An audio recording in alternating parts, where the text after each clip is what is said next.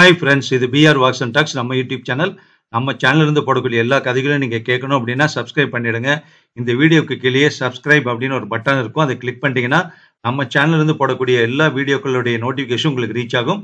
அதை கிளிக் பண்ணி அந்த கதைகள் எல்லாமே நீங்க கேட்கலாம். சிறுகதைகள், நாவல்கள், நாடகங்கள் எல்லாமே ரெகுலராக கொடுத்துட்டே இருக்கும். கண்டிப்பா உங்களுக்கு பிடிக்கும். கேட்டுட்டு லைக் பண்ணுங்க.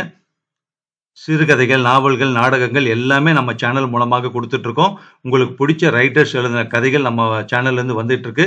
கண்டிப்பா அது எல்லாமே உங்களுக்கு பிடிக்கும். கேட்டுட்டு லைக் பண்ணுங்க, ஷேர் பண்ணுங்க, கமெண்ட் பண்ணுங்க. ஸோ இந்த வீடியோல கேட்கக்கூடிய கதை திரு சுஜாதா அவர்கள் எழுதிய மறுபடியும் கணேஷ் கிரைம் த்ரில்லர் நாவல். அதனுடைய பகுதிகள் தான் நான் கேட்டுட்டு இருக்கோம். இப்போ இந்த வீடியோவில் இந்த நாவலோட அடுத்த பகுதியை கேட்க போறோம். கேட்கலாமா? பகுதி 2, அத்தியாயம் 7. வெரி குட் காஃபி என்றான் கணேஷ். கப்பை மேஜை மேல் வைத்தான். சுற்றிலும் பார்த்தான். எதிரே சைலஜா உட்கார்ந்திருந்தாள். வசந்த் அவளை பார்த்து கொண்டே, உங்கள் கணவர் என்ன செய்கிறார் மிஸ்டர் பிரபாகர் என்று கேட்டான். எதிரே அவர்கள் திருமண போட்டோவை பார்த்தான். பிசினஸ், பல கம்பெனிகளுக்கு சொந்தக்காரர், பல கம்பெனிகளுக்கு டைரக்டர். பணத்துக்கு ஒன்னும். கணேஷ் சற்று அவசரத்துடன், மிஸ்ஸஸ் பிரபாகர், அந்த கடிதத்தை காட்டுறீங்களா என்றான். கடிதத்தை நிதானமாக பார்த்தான். பார்த்துவிட்டு வசந்திடம் கொடுத்தான். வசந்த் புது மாதிரியான பயமுறுத்தல். செய்தித்தாள்ல இருந்து வாக்கியங்களை கத்தரிச்சு கத்தரிச்சு ஒட்டுறது ஒரு புதிய முறைதான். தினமணி போல இருக்கு, அச்ச பார்த்தா தெரியுது என்றான் அவன். இது எப்ப வந்தது? இன்னைக்கு சாயந்தரம். இதோட கவர் இருக்கா? அதையும் கொடுங்க. கவரை வாங்கி கொண்டு அதை ஒரு அலட்சிய பார்வை பார்த்துவிட்டு, அந்த கடிதத்தில் சொல்லி இருக்கும் விஷயம் என்ன என்று சொல்வீர்களா? சைலஜா தயங்கி வசந்தை பார்த்தாள். பயப்படாதீங்க, நானும் அவனும் ஒண்ணுன்னு நினைச்சுக்கோங்க. அதுக்கு இல்ல, இந்த விஷயம் சற்று அந்தரங்கமாக. கவலைப்படாதீங்க. சைலஜா மறுபடி தயங்கினாள். மேஜை விளக்கின் வெளிச்சத்தில் அவள் முகம் பளிச்சென்று தெரிந்தது. 28 வயது இருக்கலாம் என்று எண்ணினான் கணேஷ். அவள் கண்கள் பெரிதாக இருந்தன. அவை கணேஷை நேர்பார்வை பார்க்க தயங்கின. மூக்கின் உதட்டின் அமைப்புகளில் ஒரு அழுத்தமும், உதட்டோரத்தில் சற்று பிடிவாதமும், சற்று தடிமனான கீழ் உதட்டில் சற்று சபல குணமும், மார்பை நிறைய காட்டுமாறு அணிந்திருந்த ரவிக்கையில் சற்று தன்னை தெரிவிப்பதில் ஆர்வமும் எக்ஸிபிஷனிசமும் உடனே அவனுக்கு கண்ணில் பட்டது. குரலில் 25 வயது தெரியவில்லை. மென்மையான குழந்தை குரல். விரல்கள் நீண்டு இருந்தன. நகத்தை கடிக்கும் பழக்கம் உண்டென்று தெரிந்தது. சொல்லுங்கள், உங்கள் ரகசியம் எங்களை விட்டு போகாது. தயால் என்று ஒருத்தன். நான் காலேஜிலே படிக்கிற போது என் கூட சிநேகிதமாய் இருந்தான். அவனை கல்யாணம் பண்ணிக்கிறதா இருந்தேன். அவனோட பழகிட்டு இருந்தேன். இந்த மனுஷர், என் கணவர், திடீர்னு வந்து புயல் அடிச்சாப்புல என்னை வாரி கட்டிக்கிட்டு இந்த வீட்டுல ஒரே அடியா உயர்த்தி தூக்கி கொண்டு வந்து விட்டுட்டார். அப்புறம் நான் தயால சந்திக்கவே இல்லை. அவன் எங்கெல்லாமோ போய் அவதிப்பட்டான். நான் இந்த வீட்லயே 8 வருஷம் பிரபாகருக்கு மனைவியா கோயில் மாடு மாதிரி தின்னுகிட்டு டிவி பார்த்துக்கிட்டு படிச்சுக்கிட்டு இருந்திருக்கேன். சமீபத்துல தயால் திரும்பி வந்து எனக்கு போன் செஞ்சான். முதல்ல சந்திக்க மாட்டேன்னு தான் சொன்னேன். எனக்கும் கற்புங்கிறது இருக்குன்னு நானே எனக்கு நிரூபிக்கிறதுக்கு. அப்புறம் யோசிச்சு பார்த்ததுல அவனை போய் பார்த்தா அதுல என்ன தப்பு இருக்குன்னு தோணிச்சு.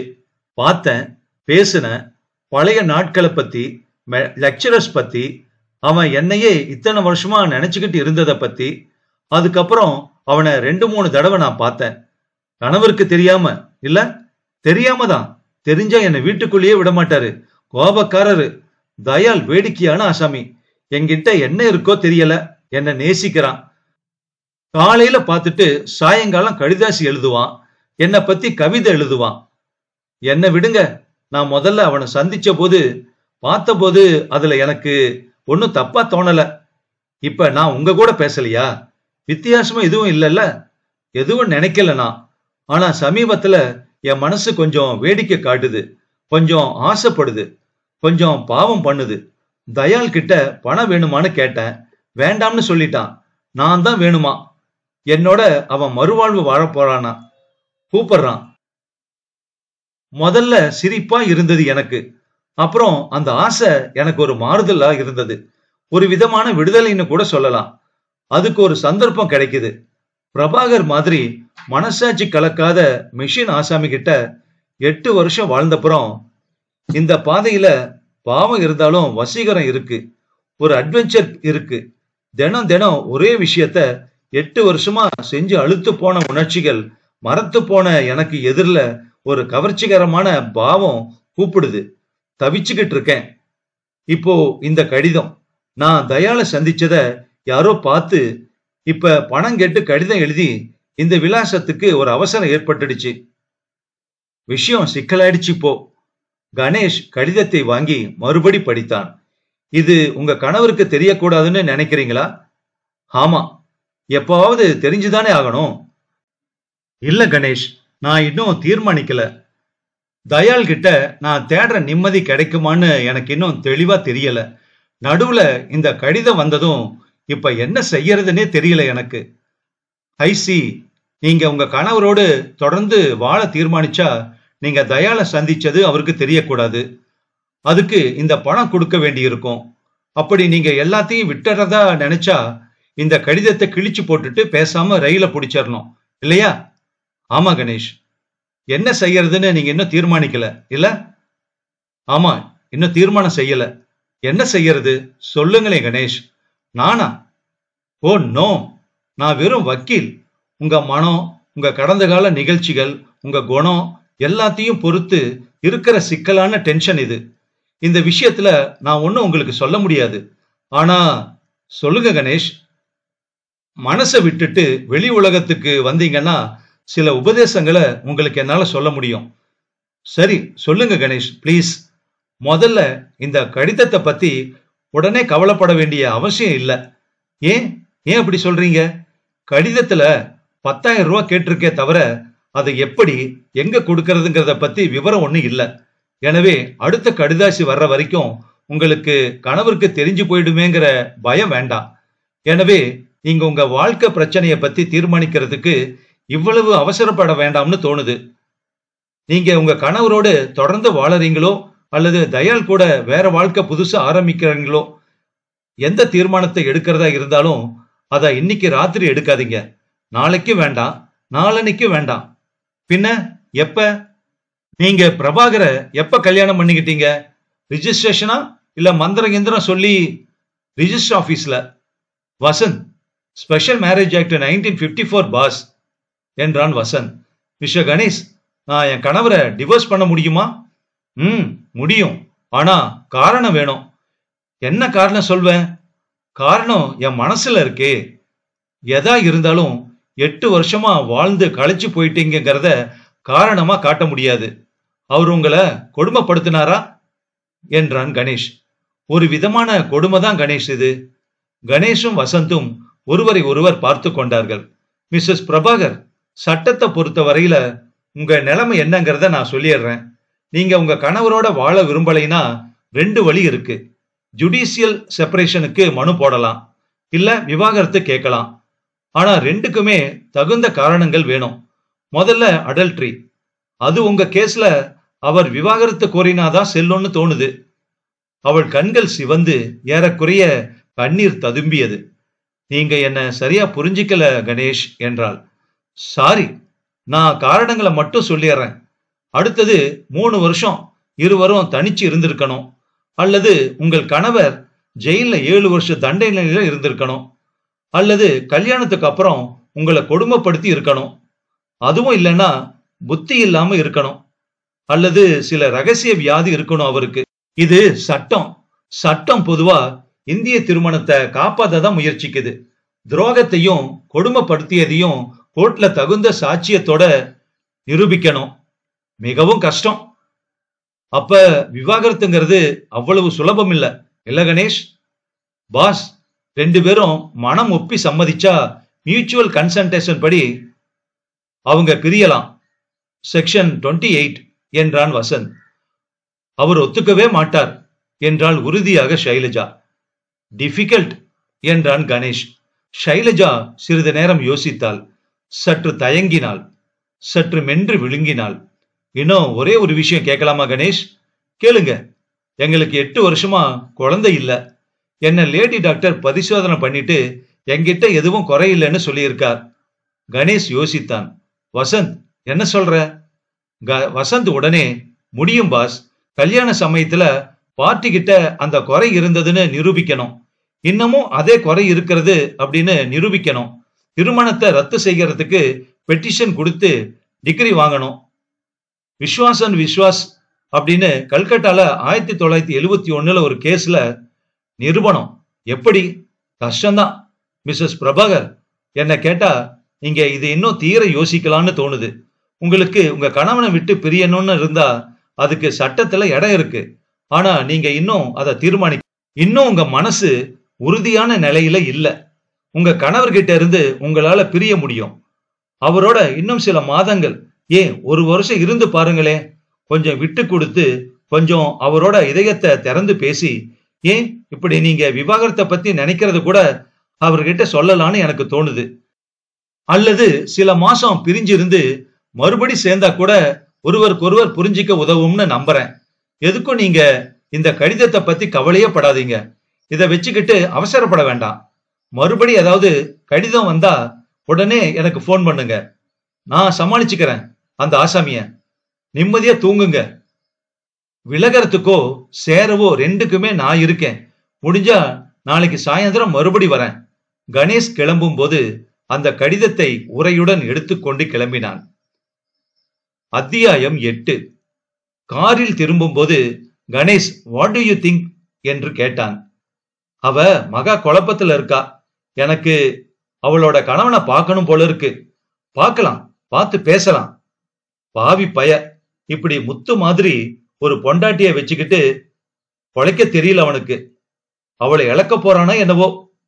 சொல்லி பார்க்கலாம். இந்த லெட்டரை பத்தி நீ என்ன நினைக்கிற வசந்த்? யார் எழுதினதுன்னு கண்டுபிடிக்க முடியுமா? ரொம்ப கஷ்டம் பாஸ். வெளி உரையில போஸ்ட் மார்க்க பார்த்தேன். மவுண்ட் ரோடு போஸ்ட் ஆபீஸ்னு போஸ்ட் ஆகியிருக்கு. கடிதாசிய யார் எழுதினதுன்னு கண்டுபிடிக்கிறதுக்கு முடியவே முடியாது. எல்லாம் அச்சு. ஸ்காட்லாந்து யார்டுல கண்டுபிடிச்சிருவாங்க.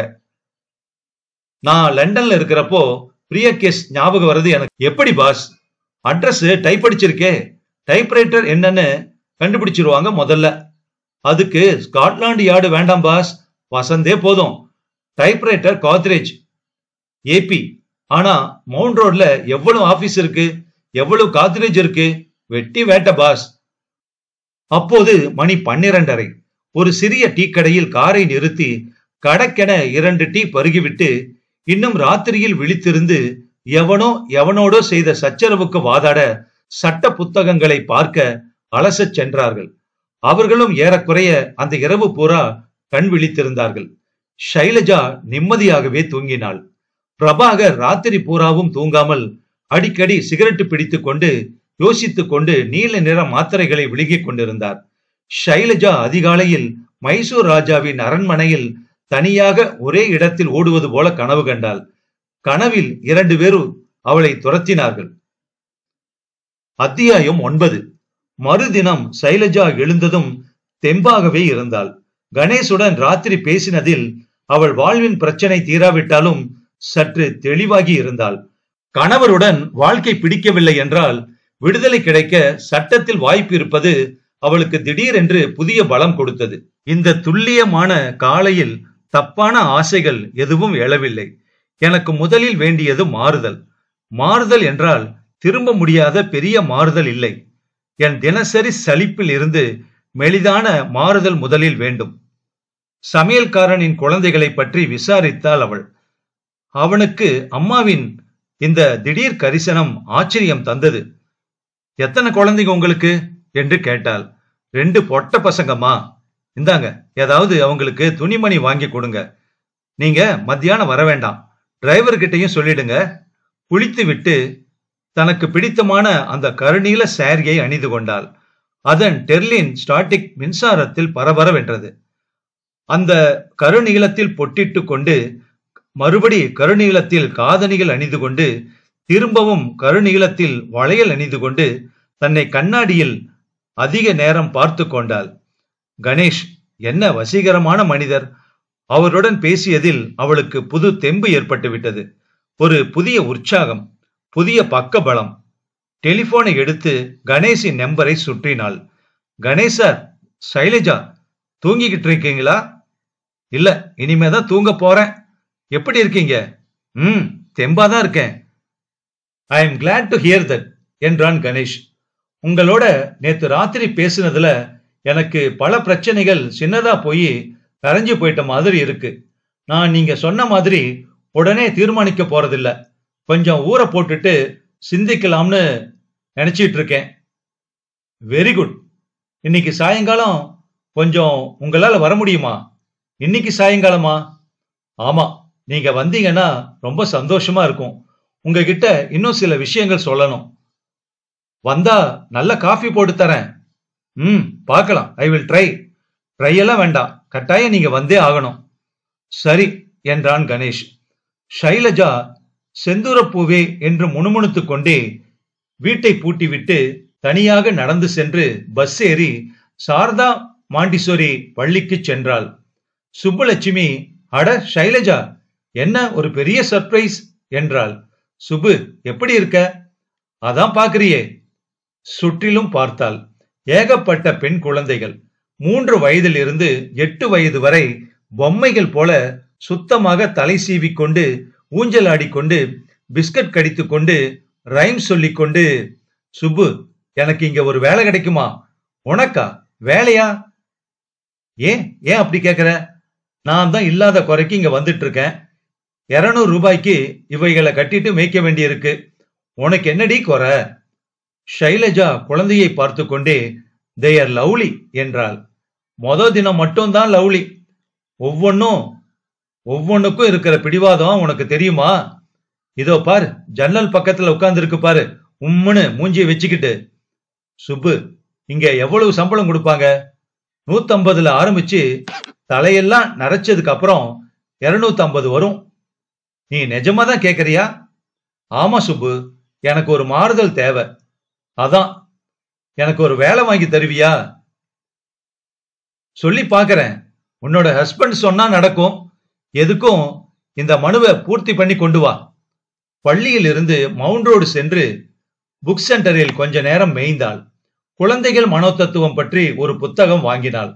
ரிஷப ராசிக்கு 1978 வருஷம் பலன் புத்தகத்தையும் வாங்கிக் கொண்டாள். கிரகங்கள் இந்த வாரம் சில சொந்த பிரச்சனைகளின் தீர்வு காணுவதில் சாதகமாக இருக்கின்றன. ஆரம்பத்தில் சற்று மந்த நிலை இருக்கவும் அதை களைந்தெறிய இதுதான் சமயம். மற்றவர் சொற்களை கேட்கலாம். 15ஆம் தேதி நிலை துரிதகடி அடைகிறது. ஒரு நண்பனோ உடன் தொழில் செய்பவனோ அதை தூண்டி விடுவான். கடந்த கால தப்புகளில் இருந்து பாடங்கள் பெருக. சிரித்து கொண்டே அந்த புத்தகத்தை மூடிவிட்டு பஸ் ஸ்டாண்டை நோக்கி நடந்தாள். அத்தியாயம் 10. ஆங்க்ரோ விமானம் 11:35க்கு தரையை தொட்டு ஓடிவிட்டு திரும்பி மெல்ல நின்றது. அதில் இருந்து சிதறிய சில பிரயாணிகளில் கடைசியாக பிரபாகர் இறங்கினார். கருப்பு கண்ணாடி அணிந்து கொண்டு டெர்மினலை நோக்கி விரைந்து நடந்தார். லக்கேஜ் எதுவும் இல்லாததால் நேராக கண்ணாடி கதவுகளை விலக்கிக் கொண்டு டாக்ஸி பிடித்து ஸ்ரீராம் காலனி என்றார். நடுப்பகலின் சோம்பேறித்தனத்தில் காலனி வெறிச்சி என்று இருந்தது. டாக்ஸியை அனுப்பிவிட்டு வாசலுக்கு வந்து கதவின் மணிப்பொத்தானை அழுத்தினார். சற்று நேரம் காத்திருந்து விட்டு மறுபடி அழுத்தினார். காத்திருந்தார். ஒரு சிகரெட் பற்ற வைத்தார். தன் பையில் இருந்த டூப்ளிகேட் சாவியை எடுத்து கதவின் டோர் லாட்சை முயன்று பார்த்தார். லாட்ச் விலகிக் கொண்டு மிக வெதுவாக பின்வாங்கியது. உள்ளே நுழைந்தார். அங்கே ஷைலஜா இல்லை. அவனை பார்க்க தான் போயிருப்பா. சோஃபாவில் உட்கார்ந்து அந்த சிகரெட்டை பாழாக்கி அணைத்து விட்டு சற்று நேரம் யோசித்து விட்டு அடுத்த அறைக்கு சென்று கண்ணாடி அலமாரியில் இருந்த விஸ்கி பாட்டிலை எடுத்துக்கொண்டு ஒரு கிளாஸை எடுத்துக்கொண்டு இங்கு வந்து ஃப்ரிட்ஜை திறந்து அதன் ஃப்ரீசரில் இருந்து 2-3 ஐஸ் துண்டங்களை கண்ணாடியில் போட்டுக்கொண்டு அந்த துண்டங்களின் மேல் விஸ்கி சுத்தமாக 4-5 விரல் கடை ஊற்றிக்கொண்டு 4 தடவை அசைத்து மடக்கென்று விழுங்கினார். அது நெருப்பு சரடு போல தனக்குள் செல்வதை அவர் உணர்ந்தார். எதிரே பிரேம் போட்டு மாட்டியிருந்த அவர்கள் கல்யாண போட்டோ தெரிந்தது. வயது வித்தியாசம் அப்போதே நன்றாக தெரிந்தது. அவர் மண்டையில் மெலிய வழுக்கை. அவள் இளமை ராதகி. சிரிக்கிறாள் பார். ஐஸ் துண்டம் கிளிங் என்று ஆமோதித்தது. இன்னும் கொஞ்சம் ஊற்றிக்கொண்டு மறுபடி ஒரு மடக். காதெல்லாம் சூடேறியது. நாக்கு உலர்ந்தது. மெதுவாக நடந்து பெட்ரூமுக்கு சென்றார். அவள் புத்தகங்களும் புடவைகளும் என்னென்னவோ வர்ண வர்ண அலங்கார தினுசுகளும் இறைந்து கிடந்தன. கண்ணாடியில் தெரிந்த பிரபாகர் தள்ளாடினார். அவர்கள் கல்யாண போட்டோ ஆல்பத்தை அசிரித்தையாக பிரித்து புரட்டினார். லேஸ் காகிதங்களுக்கு மத்தியில் அந்த திருமணத்தின் சத்தியங்கள் உறைந்திருந்த புகைப்படங்கள். பார்ட்னருடன் சிரித்துக்கொண்டு, மந்திரியுடன் சிரித்துக்கொண்டு, திரை நடிகனுடன், பிசினஸ் நண்பர்களுடன் அந்த இளைஞன் ஓர் புத்தகத்தை பரிசாக கொடுத்தான். யார் இவன்? இவன்தான் தயாளா? மறுபடி விஸ்கி தேவையாய் இருந்தது அவருக்கு. ஹாலுக்கு வந்தார். கதவு திறக்கும் சப்தம் கேட்டது. திரும்பினார். தயாளனின் காதலி. திடுக்கிட்டாள் அவள். அட, நீங்க வந்துட்டீங்களா? அதுக்குள்ள வாமா. என்ன அதிர்ச்சியா இருக்குல்ல? ஷைலஜா உள்ளே வந்தாள். புத்தகங்களை வைத்தாள். வேலை முடிஞ்சிருச்சா? இல்ல. உடம்பு கிடம்பு சரியா இல்லையா? இல்ல. அவளை நேராக பார்த்தார். ஏன் அப்படி பாக்குறீங்க? ஏன் பார்க்க கூடாதா? மேஜையில் இருந்த காலி கண்ணாடி கிளாஸை பார்த்தாள். எங்க போயிருந்த? மவுண்ட் ரோடுக்கு ஒரு ஃப்ரெண்ட பார்த்துட்டு அப்படியே புக்ஸ் வாங்கிட்டு. யாரு ஃப்ரெண்டு? தயாளா. தயாளா யார் அது? ஷைலா. உனக்கு தெரியாதாக்கும் எதுவும்? என்னம்மா நீ என்ன சொல்றீங்க? இத பாரு, பாசாங்க வேலையெல்லாம் வேண்டாம். உன் விஷயம் பூரா எனக்கு தெரியும். நேத்தி சாயங்காலம் எங்க போன? யார பார்த்த? என்ன தீர்மானம் எடுத்த? எல்லாமே எனக்கு தெரியும். ஷைலஜாவின் உதடுகள் துடித்தன. சற்று வியர்த்தது அவளுக்கு. எப்படி சமாளிக்க போகிறோம்? என்ன சொல்ல போகிறேன்? நீங்க என்ன முடிவு கட்டினீங்க? நீ என்ன முடிவு கட்டி இருக்க? அத சொல்லு. அவள் மௌனமாக இருந்தாள். யோசி, யோசி பெண்ணே, யோசி. இந்த சந்தர்ப்பத்தில் என்ன சொன்னால் கணவன் சமாதானம் அடைவான்? யோசி நன்றாக. நீ அவனை போய் பார்த்தது நிஜமா இல்லையா? அவள் தயக்கத்துடன் நிஜம்தான் என்றாள். அப்புறம் இன்னைக்கு சாயங்காலம் சென்ட்ரல் ஸ்டேஷன்ல இருந்து எங்க போறதா உத்தேசம்? எங்கேயும் போறதா உத்தேசம் இல்ல. பொய் சொல்லாதடி தே. இத பாருங்க, இங்க விஸ்கி சாப்பிட்டு இருக்கீங்க. நில குலைஞ்சு பேசுறீங்க. பிளீஸ், இத பத்தி அப்புறம் பேசலாமே. இப்பவே பேசிடலாங்கன்னு. ஒண்ணுல ஒண்ணு தீர்த்தரலாம். ராத்திரி பூரா தூக்கம் இல்லாம இத பத்தி பேசி தீர்க்கத்தான் பிளேனை பிடிச்சிட்டு ஓடி வந்திருக்கேன். நீ செஞ்ச காரியம் ரைட்டா சொல்லு. நீயே தப்புதான். நீ செஞ்சதுக்கு நான் உன்னை டைவர்ஸ் பண்ணலாம் தெரியுமா? பண்ணிடுங்களேன். பண்ண மாட்டேன். அவ்வளவு சுலபமா முடிஞ்சற காரியமா இது? 8 வருஷம்டி, 8 வருஷம். நீங்க தானே இப்ப ஆரம்பிச்சீங்க. இத பாருங்க, எனக்கு உங்ககிட்ட நிம்மதி இல்ல. நான் அவனை சந்திச்சது நிஜம். ஆனா நான் என்ன செய்யறதுன்னு இன்னும் தீர்மானிக்கல. எனக்கு என்ன உரிமை இருக்குது? சட்டப்படி நான் என்ன செய்ய முடியுங்கிறதெல்லாம் எனக்கு இப்ப தெரியும். ஆனா உங்க கூட சமாதானமா இருக்கதான் முயற்சிக்கலாம்னு இருக்கேன். இப்பவோ நினைச்சுக்கிட்டு இருக்கேன். நாம கொஞ்ச நாள் பிரிஞ்சு தனியா இருக்கலாம்னு படுது எனக்கு. தனியாவா? காதலனோடா? அவனை பத்தி இப்ப பேச்சே இல்ல.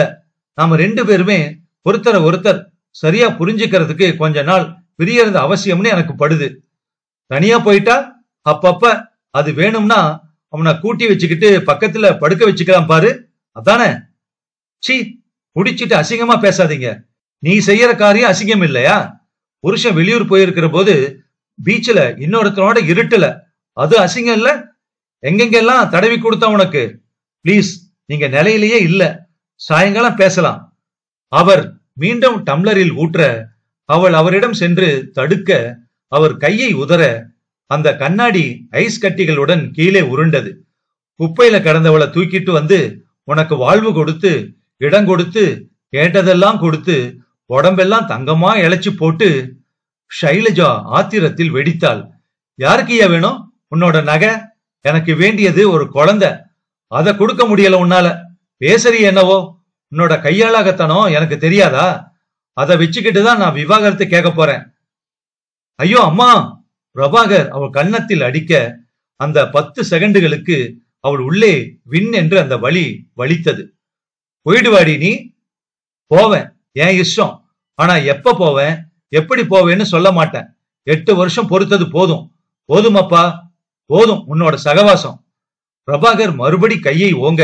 அடி, அது ஒண்ணுதானே உன்னால முடியும் என்று கத்தினாள் அவள். பிரபாகர் பக்கத்தில் ஆயுதம் தேட அவள், நான் போறேன். இனிமே இந்த வீட்டுக்கு நான் வரவே மாட்டேன். என்று கிளம்ப அவளை மூர்க்கமாக இழுக்க முயற்சிக்க அவளுக்கு முதலில் அந்த பயம் ஏற்பட்டது. பிரபாகர் இல்லை, இது தன்னிலையில் இல்லாத வேறு ஏதோ ஒரு மிருகம். கதவை நோக்கி ஓடினாள். பிரபாகர் குறுக்கிட்டு கதவை படீர் என்று காலால் உதைத்து மூடினார். டெலிபோனை நோக்கி ஓடினாள் அவள். புலி போல் பாய்ந்து வந்தார். வீல் என்று கத்தினாள்.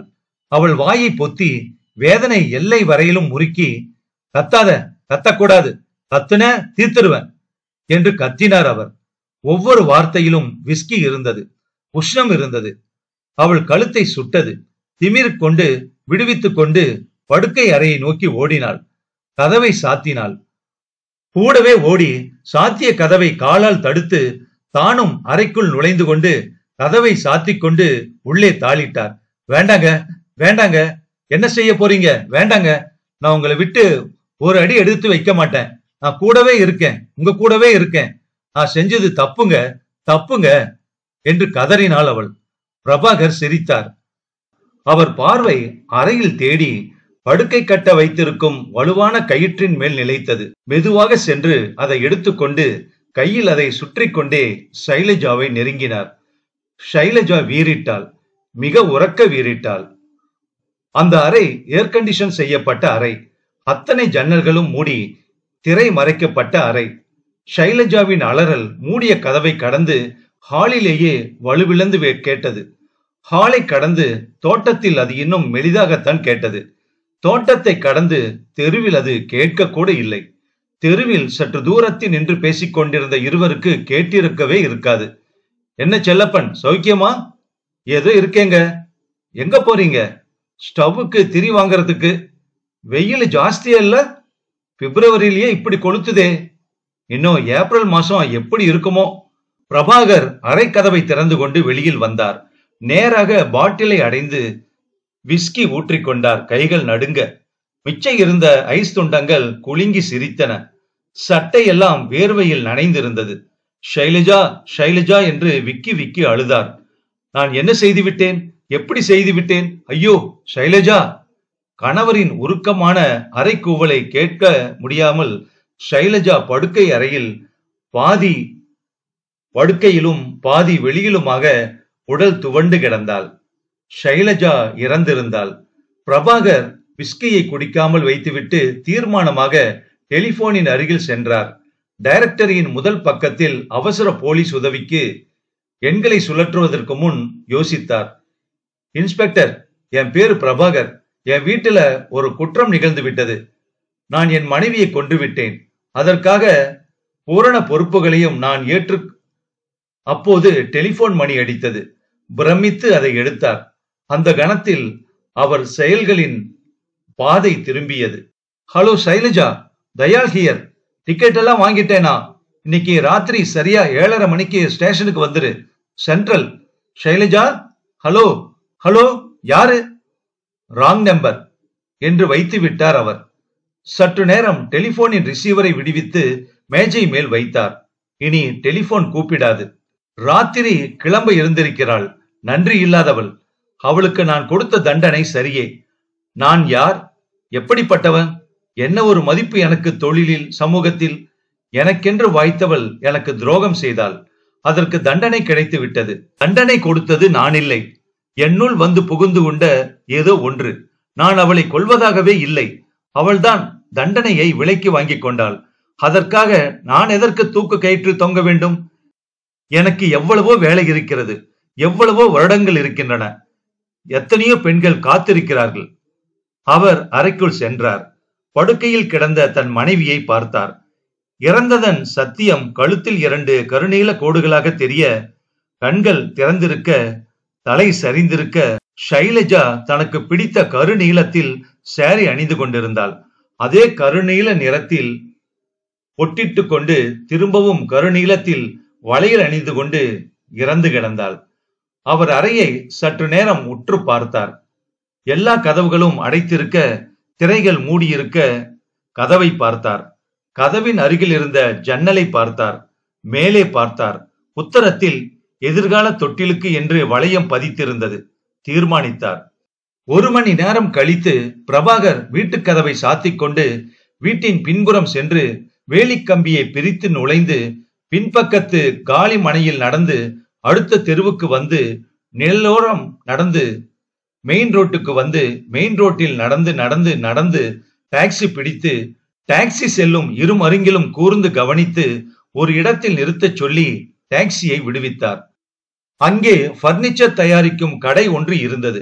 டைனிங் டேபிள்கள், நாற்காலிகள், சாந்தி கல்யாண கட்டில்கள், கார்களுக்கு மெத்தைகள்.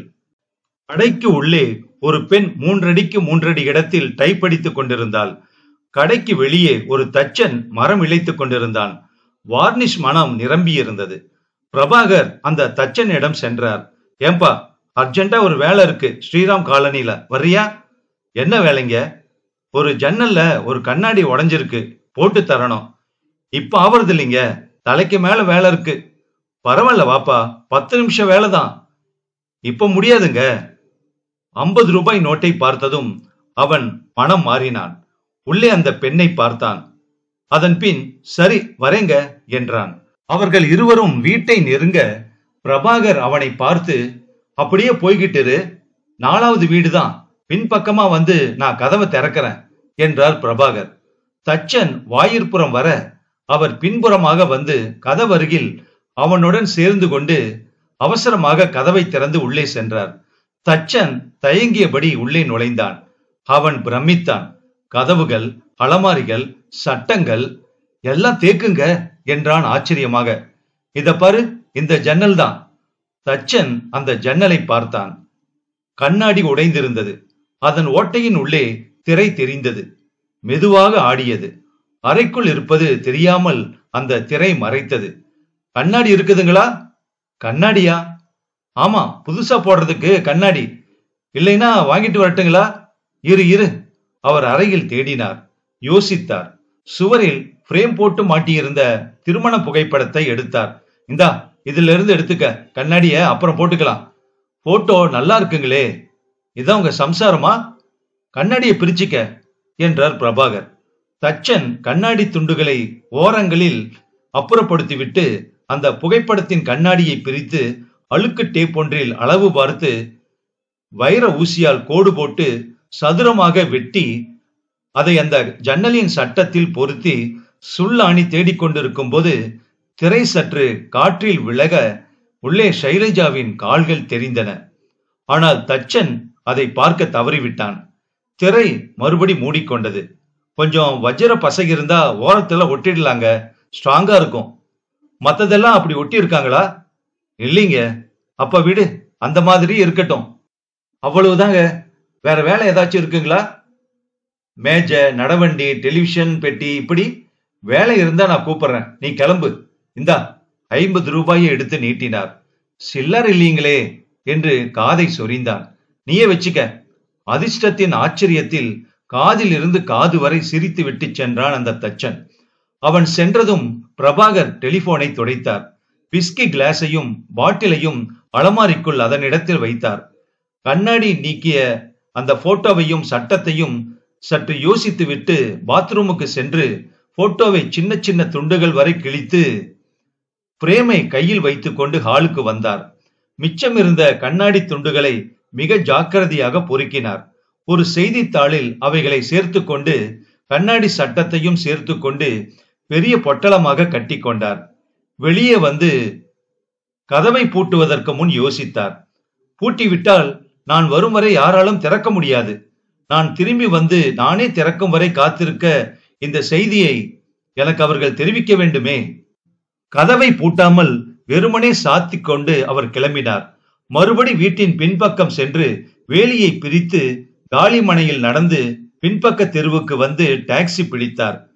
மாலை பிளைட்டில் பெங்களூருக்கு வந்து அசோகா ஹோட்டலில் தன் அறையில் படுக்கையில் களைத்து விழுந்தார். இந்த நாவலோட தொடர்ச்சி அடுத்த பகுதியில் கேட்கலாம்.